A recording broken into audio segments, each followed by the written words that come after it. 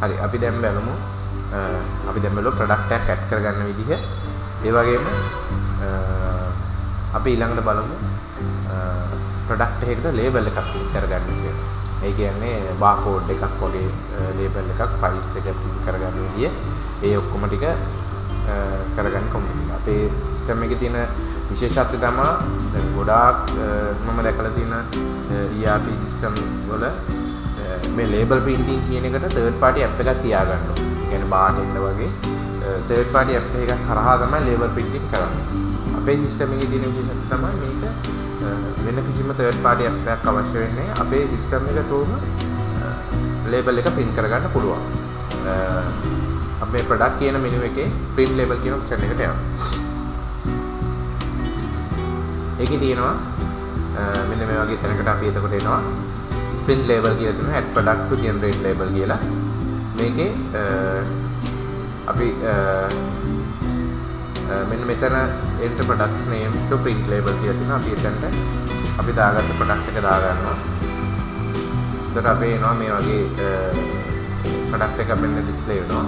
ඒ product එකේ product name එක තියෙනවා number of label තියෙනවා. මේ packing date filling price group කියන එක ඉතර මෙතනට අදාළ වෙන්නේ නැහැ. මම මේවා පස්සේ පැහැදිලි කරනවා. මෙතනින් අපි දාගන්න අපිට කොච්චර label ප්‍රමාණයක් ඕන කියලා. ඊට පස්සේ මෙතන product name එකේ size එක කොච්චර ඕනද font size එක business name එකේ font size එක ඒ වගේ අපිට sizes වෙනස් කරගන්න පුළුවන්. මෙතන අපි කලින් හදාගත්ත label වල formats තියෙනවා. ඒවා අපි කලින් හදා ගන්නවා. අපි ඔයගලන්ට ඕන විදියට අපි ඒවා sizes හදලා දෙනවා. කොහොමද design එක වෙන්න ඕන කියලා හදලා දෙනවා. මේ ටික ඔක්කොම අපි enter කරගත්තාට පස්සේ preview කියන තැනට දෙනවා.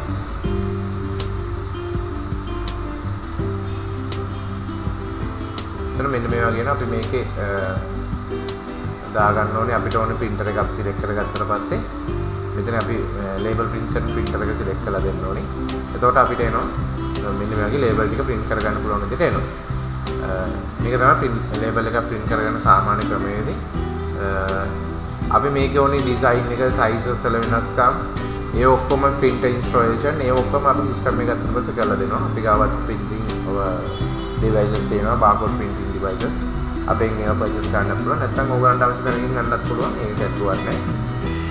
මේ විදිහ තමයි label එක print කරගන්න සාමාන්‍ය ක්‍රමවේදී.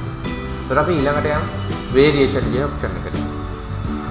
මේ variation කියලා කියන්නේ අපි product එකේ තියෙන variation. දැන් අපි හිතමුකෝ textile shop එකක් කියලා. textile shop එකකට ගියාම හරි shoe shop එකකට ගියාම හරි එකම product එකේ ගොඩක් variation තියෙනවා. sizes වල variation තියෙනවා, colors වල variation තියෙනවා. අපිට පුළුවන් මේ variation එකම product එකට ඒ අදාළ variation විදිහට quantity add කරගන්න, prices add කරගන්න වෙන වෙනම. ඒ කියන්නේ එකම product එකේ product වර්ග ගොඩක් අපිට enter කරගන්න පුළුවන්. අපි බලමු ඉස්සරහ මේකට variation එකක් add කරගන්න. ඒ කියන්නේ අපි හිතමුකෝ අපි මේකට add කරගන්නවා size variation කියලා. අපි මෙතනට අපි දාමු size කියලා. ඊට පස්සේ variation value ටික දාගන්න ඕනේ. අපි හිතමු මේ size අපි දැන් shoe එකක් කියලා. shoe එකේ නම් අපි තියෙනවා එක එක sizes. අපි sizes පහක් දාගත්තොත් අපි rows පහක් දාගන්නවා. දාගෙන sizes අපි යනවා 5 6 7 8 9 අපි මේ විදිහට මම example එකකට පැහැදිලි කරලා මේ විදිහට අපි enter කරගන්නවා. එතකොට ඒක මෙන්න මේ විදිහට variation විදිහට size variation විදිහට මේ variation ටික පෙන්නනවා. මම දැන් ඔයගලන්ට පෙන්නන්නම් මේ variation එක product එකට කොහොමද දාගන්නේ කියලා. අපි ආය යනවා add product කියන එකට. කලින් product එකක් දාගන්න ගියේ අපි එතනට යනවා. එතනට ගියහම මම මෙතනට product එකක් දාලා පෙන්නන්නම්. shoe කියලා දාන්න. barcode එක auto generate වෙන්න තියෙනවා. unit එක pieces දාලා අපි මේවා දැන්ට මුකුත් දාන්නේ නැහැ.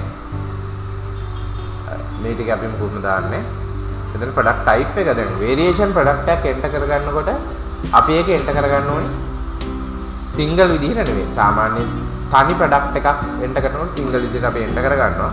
වෙනස් විදිහට variations තියෙන product එකක් අපි variable කියන product type එකෙන් තමයි enter කරගන්නේ. එතකොට මෙන්න මේ වගේ අපිට එනවා මේ variation දාගන්න. දැන් අපි මෙතනින් අපි ඉස්සෙල්ලා ඔයගොල්ලන්ට මතක ඇති දැන් මම ඉස්සෙල්ලා variation set කරගත්ත size කියලා වේරියේෂන් එක. සයිස් කියලා වේරියේෂන් එකක් ඇඩ් කරගත්තා. ඒ වේරියේෂන් එක ක්ලික් කරාම අපිට අදාළ සයිසස් ටික ඔටෝ මෙතනට වැටෙනවා. SKU එක ඔටෝ ජෙනරේට් වෙලා තියෙනවා. අපි එන්ටර් කරන්නේ නැහැ. ඔයගලන්ට අවශ්‍ය නම් දාගන්න පුළුවන් ඔයගලන්ගේ කෝඩ් එකක්. මෙතන ඔටෝ ජෙනරේට් වෙලා තමයි මම දාන්නේ. ඒකට අපි ප්‍රයිස් දානවා. අපි හිතමුකෝ අපි මේක කොස්ට් එක 150යි කියලා. විකුණන්නේ 250. හරි. දැන් මේ සයිස් 5 මේ ෂූ එකේ සයිස් 5 තියෙන්නේ මේ විදිහට. අපි මේ ටිකට ඒ විදිහටම එන්ටර් කර ගන්නවා. එතන 125ක් අපි දාලා තියෙන අපි 250ක් දාගමු.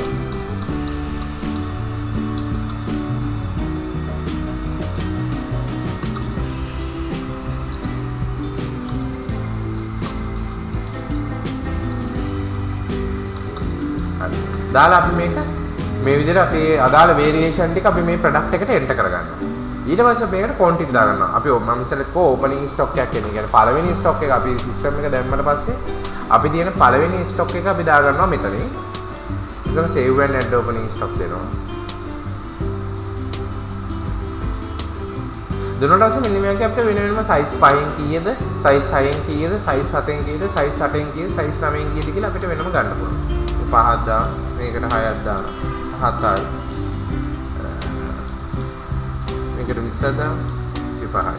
ඒ වගේ අපි දාන්න save කරන්න පුළුවන්.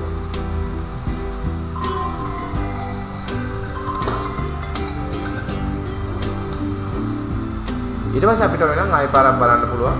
එතන ෂූ කියන ප්‍රොඩක්ට් එක අපි වීව් කරාම මෙතන මේ විදිහට අපේ ස්ටොක් කොහොමද තියෙන්නේ, කොහොමද අපේ වේරියේෂන් ටික වෙනම පෙන්වන්න පුළුවන්. මේ විදිහට තමයි අපි සාමාන්‍ය වේරියේෂන් එක ඇඩ් කරගන්නේ.